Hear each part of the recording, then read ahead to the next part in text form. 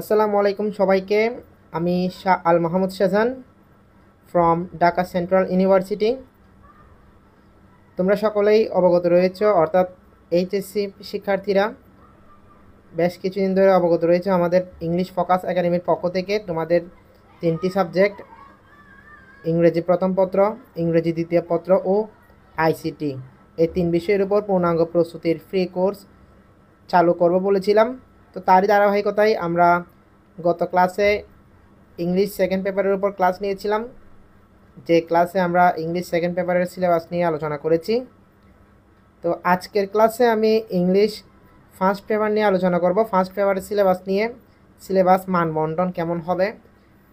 তারপরে আমরা তোমাদের লেসন অনুযায়ী পড়া শুরু করব, ঠিক আছে? তো আমরা আজকের ক্লাসেও সংক্ষিপ্ত আকারে সিলেবাসটি দেখব, তোমাদের কোয়েশ্চন কেমন হবে বিস্তারিত আমরা আলোচনা করব। তার আগে তোমরা যারা ক্লাসটি করছো অবশ্যই তোমাদের পরিচয় দিবা, কে কোন কলেজ থেকে ক্লাসটি করছো অবশ্যই জানাবে। আমি বলে রাখি, আমাদের কিন্তু এই কোর্স অর্থাৎ এই ফ্রি কোর্সের ক্লাসগুলা এইচএসসি 26 থেকে শুরু করে পরবর্তী সেশন অবধি করতে পারবে, যতদিন না আমাদের সিলেবাসটা চেঞ্জ না হয়। এইচএসসি 26, 27, 28 যারা পরবর্তীতে ক্লাস দেখবা, ঠিক আছে? কারণ আমাদের এই সিলেবাসের আলোকে 26 সালে পরীক্ষা হবে এবং 27 সালে পরীক্ষা হবে। তো পরিবর্তন না হলে 28 সালেও সেম এই সিলেবাসের মাধ্যমে পরীক্ষা নেওয়া হবে। তো আমরা দেখতে পাচ্ছি স্ক্রিনে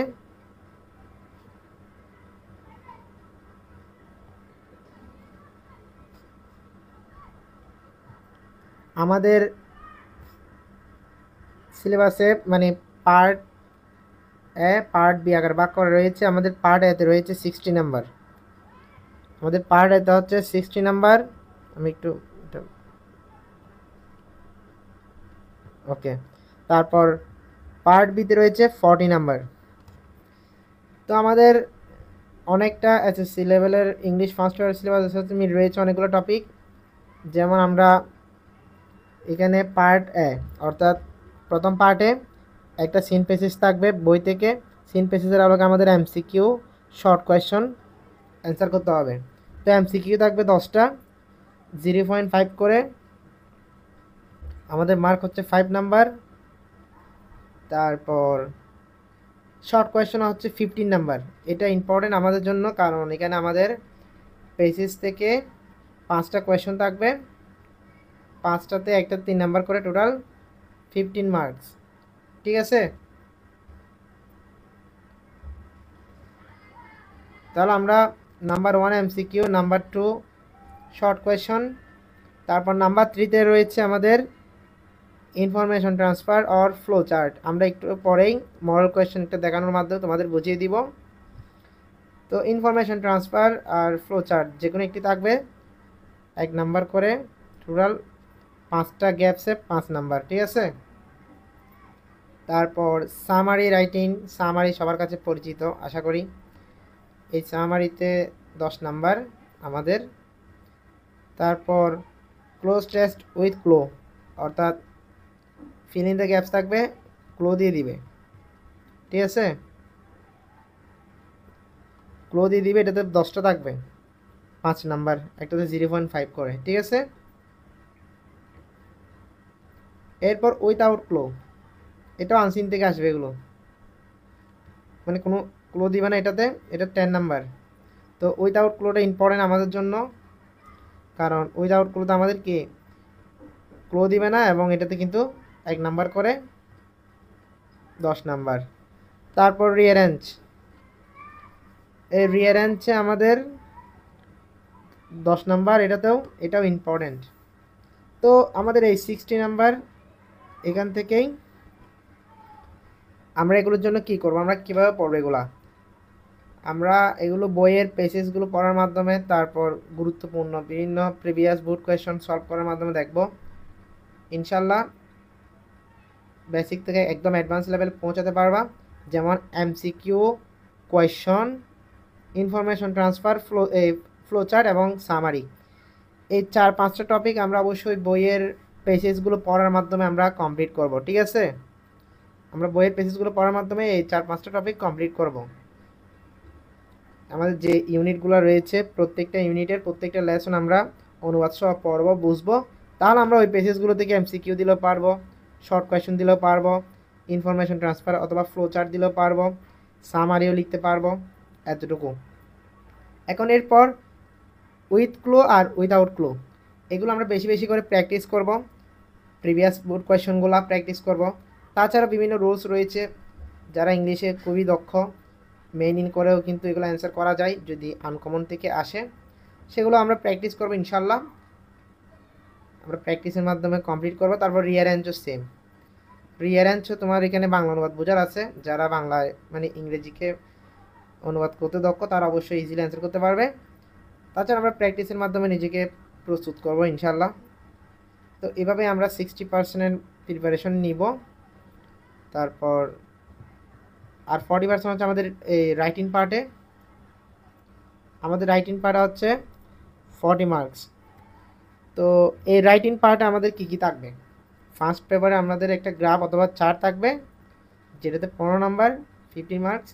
স্টোরি থাকবে তাও 15, ইনফর্মাল লেটার তাও 10। তাহলে এখানে আমাদের 40 মার্কস। এগুলো আমরা কি করব, গুরুত্বপূর্ণ যেগুলো রয়েছে সাজেশন আকারে তোমাদের দিয়ে দিব। তোমাদের সাজেশন আকারে গুরুত্বপূর্ণ যেগুলো আসার সম্ভাবনা আছে সেগুলোই আমি পড়াবো।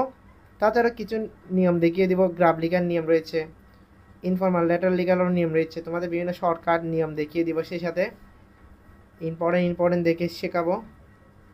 তো এভাবে আমরা আমাদের ক্লাসগুলো চালিয়ে যাব ইনশাল্লাহ। তো আমরা যদি কোয়েশনগুলো সরাসরি মানে আমাদের টপিক যেগুলো আছে সিলেবাসে, এগুলো যদি আমরা সরাসরি কোয়েশন আকারে দেখতে চাই, তাহলে আমি একটু নিচে যাই। আমাদের এখানে কোয়েশন আকার তোমাদের জন্য রেখেছি যাতে বুঝতে সুবিধা হয়। তো আমি যে বলেছিলাম 1 নাম্বার এমসিকিউ তোমাদের একটা সিন পেজেস থেকে আসবে। এই যে এমসিকিউগুলো কি উপরে একটা সিন পেজেস থেকে দেখা যাচ্ছে, এই সিন পেজেসটা যেটা আমাদের বই থেকেই এসেছে। তো আমরা বইয়ের যখন প্রতিটি ইউনিটের লেসন ভিত্তিক যে পেজেসগুলো রয়েছে আমরা সেগুলো যদি ভালোভাবে পড়ি অবশ্যই আমরা কমন পাবো এমসিকিউ এবং কোয়েশন। সো তোমাদের জন্য ইম্পর্টেন্ট হচ্ছে এই পেজেসগুলো পড়া। তো এই পেজেস থেকে এমসিকিউ আসছে 5 নাম্বার। এরপর কোয়েশন দেখা যাচ্ছে 15 মার্কস, এই যে বি নাম্বারে কোয়েশন। এই 5টা কোয়েশন এগুলো আমাদের উপরের সিন পেজেস থেকে অ্যান্সার করতে হবে, এতটুকু আমাদের আগে থেকে জানা। তারপরে আমাদের এই আরেকটা পেজেস দিছে 2 নাম্বারে, এই পেজেস থেকে আমাদের কী করতে হবে, ফ্লো চার্ট। তো ফ্লো চার্ট লেখার নিয়ম আমি দেখিয়ে দিব, এটা তোমাদের কাছে হয়তো নতুন। ফ্লো চার্ট আমরা অবশ্যই ক্লাসে দেখব কিভাবে লিখতে হবে, কিভাবে স্টার্ট করতে হবে। তো একটা পেজেস থাকবে, এই পেজেস থেকে গুরুত্বপূর্ণ লাইনগুলো আমরা ফ্লো চার্টের মাধ্যমে লিখব। এই যেখানে একটা এক্সাম্পল দিয়ে দিয়েছে।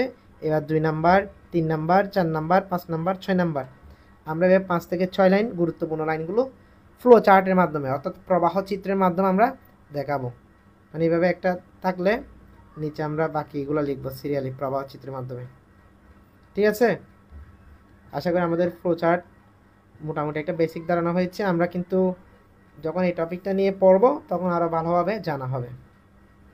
তো এখানে ফ্লো চার্ট না এসে কিন্তু আবার আমাদের ইনফরমেশন ট্রান্সফার আসতে পারে, যদিও বা আমরা ইনফরমেশন ট্রান্সফার আমরা জানি এসএসসি লেভেল আমাদের ছিল। তো আশা করি আইডিয়া রয়েছে ইনফরমেশন ট্রান্সফার সম্পর্কে। তো এখানে ফ্লো চার্টের জায়গায় ইনফরমেশন ট্রান্সফার আসতে পারে আমাদের। এরপর 3 নম্বরে আমাদের যেটা আসবে একটা পেজেস থাকবে, যেটা আমরা দেখতে পাচ্ছি এখানে একটা পেজেস রয়েছে। এই পেজেস থেকে সামারি লিখতে হবে, অনেক সময় পয়েন্ট থেকেও আসতে পারে।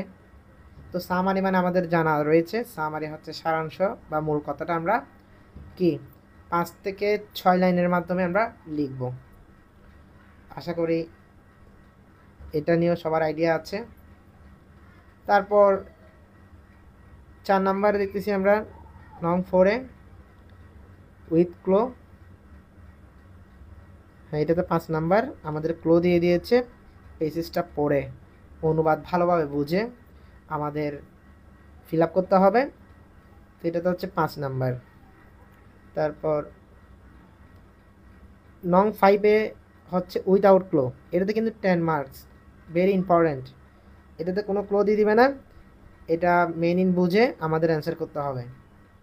পুরো পেসেজের মেন ইন বুঝে যে অর্থটা মানানসই সে অর্থটা নিয়ে, মানে যে ওয়ার্ডটা মানানসই গ্যাপসের মধ্যে, সেই ওয়ার্ডটা নিয়ে আমরা সেখানে বসাবো। তো এগুলো আমরা প্র্যাকটিস করার মাধ্যমে আমাদের আয়ত্তে এসে যাবে।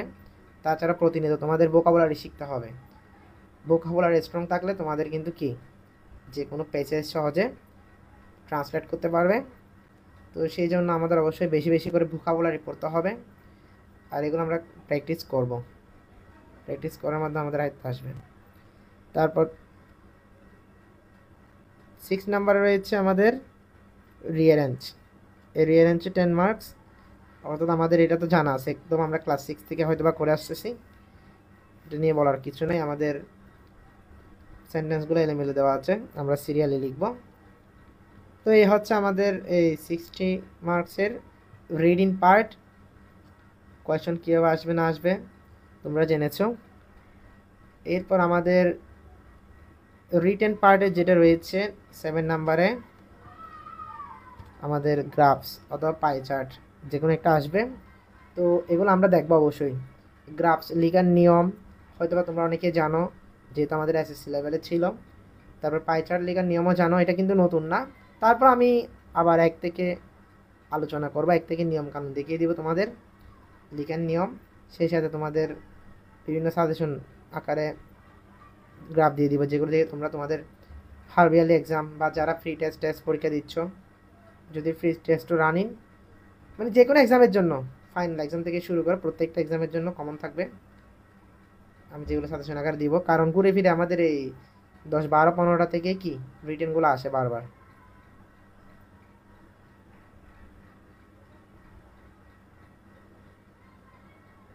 তো এরপর আমাদের কিন্তু 8 নাম্বারে কি আমাদের এই যে স্টোরি আসবে একটা, আমাদের স্টোরিটা অ্যারেঞ্জ করতে হবে। তো স্টোরির জন্য আমি সাজেশন দিয়ে দিব তোমাদের, ঘুরে ফিরে যেগুলো আসে আমাদের, ঠিক আছে। এরপর হচ্ছে আমাদের 9 নাম্বার, এটা হচ্ছে একটা ইনফর্মাল লেটার। ইনফর্মাল লেটার তো একেবারে ইজি, এটার জন্য আমি একটা ফরম্যাট দিয়ে দিলে ওই ফরম্যাট ইউজ করে 4-5 লাইন নিচ থেকে বানিয়ে লেখা যাবে। তো এই হচ্ছে তোমাদের মূলত সিলেবাস, এবং সিলেবাসের পর আমরা কোয়েশ্চন দেখেছি। তো আশা করি হার্ড কিছু না, যদি ভালোভাবে পড়া হয়, প্রপার ওয়েতে যদি স্টাডি করা হয়, সব কিছুই সহজ। তো আজকের ক্লাসটাও আমরা আগাবো না, আমরা আজকের সূচনা ক্লাস সেহেতু আমরা সিলেবাস নিয়ে আলোচনা করেছি। তোমাদের নেক্সট ক্লাস হচ্ছে আইসিটিতে আমরা প্রথম সূচনা ক্লাসে আমরা তোমাদের সিলেবাস নিয়ে বিস্তারিত আলোচনা করব, তোমাদের পরীক্ষার কোয়েশ্চন কেমন হবে সেগুলো নিয়ে আলোচনা করব। মানে প্রত্যেকটা সাবজেক্টের উপর আমরা একটা একটা প্রথম থেকে সূচনা ক্লাস নিচ্ছি, দ্বিতীয় ক্লাস থেকে আমরা টপিক ওয়াইজ পড়া শুরু করে দিব। তো তোমাদের ইংলিশ ফার্স্ট পেপারের সামনের ক্লাসে আমরা আমাদের সিলেবাসের টপিক দিয়ে স্টার্ট করব। তোমাদের প্রতি আমার রিকোয়েস্ট থাকবে, তোমরা শেষ অবধি লেগে থাকবা, ক্লাসে মনোযোগ সহকারে ক্লাস করবা, এবং তোমার বন্ধু বান্ধবদেরও মেনশন করবা যাতে তারাও করতে পারে আমাদের এই ফ্রি কোর্সের ক্লাসগুলো। আমি কিন্তু আজকে রুটিন দিয়েছি, তোমরা অবশ্যই হয়তো বা রুটিন পেয়েছো। তোমাদের যে কোনো প্রবলেম থাকলে তোমরা আমাকে হোয়াটসঅ্যাপে জানাতে পারো, ইনবক্সের মাধ্যমে অথবা কমেন্টসের মাধ্যমে জানাতে পারো। যদি ছোটোখাটো প্রবলেম থাকে আমি অবশ্যই রিপ্লাই দিব। তাছাড়া জটিল কোনো প্রবলেম ফেস করলে সাথে সাথে ইনবক্স করবা। আমি লাইভ ক্লাসও নিব মাঝে মধ্যে, তবে রেকর্ডেড ক্লাস নিচ্ছি। রেকর্ডেড ক্লাস আমি একটা না 30-40 মিনিট টপিকটা নিয়ে আলোচনা করতে পারি। চেষ্টা করো তোমাদের একদম ক্লিয়ার যাতে বুঝো সেভাবে করে আলোচনা করা। তারপর যদি গ্যাপ থাকে, তোমাদের যদি অসুবিধা হয়, তোমরা সাথে সাথে মেসেজ করলে আমাকে পাচ্ছ। তো এই হচ্ছে আজকের বিস্তারিত। আজকের ক্লাসটি আর বাড়াবো না।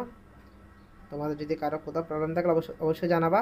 আর যদি তোমাদের সম্পূর্ণ সিলেবাসটা নিয়ে আইডিয়া হয়, তোমরা যদি বুঝতে পারো, অবশ্যই কমেন্টসের মাধ্যমে জানাবা, রেসপন্স করবো অবশ্যই, ঠিক আছে। আর যারা নতুন তারা তো অবশ্যই পেজটি ফলো দিয়ে রাখবা আর চ্যানেলটি সাবস্ক্রাইব করে রাখবে, কারণ আমাদের রেগুলার ক্লাস যাতে তোমরা পাও। আর রুটিনটা তোমরা অবশ্যই সেভ করে রাখিও, যেটা আজকে পাবলিশ করছি। রুটিন অনুযায়ী প্রতিদিন আমাদের পেজে চেক করবা। আমি যদিও বা তোমাদের হোয়াটসঅ্যাপ গ্রুপের লিঙ্ক দিয়ে দিব। আর যারা হোয়াটসঅ্যাপ গ্রুপে যুক্ত নাই তোমরা হোয়াটসঅ্যাপ গ্রুপে যুক্ত হয়ে যাবা, ঠিক আছে? তো সবাইকে ধন্যবাদ, দেখা হবে পরবর্তী ক্লাসে। আল্লাহ হাফেজ, আসসালামু আলাইকুম।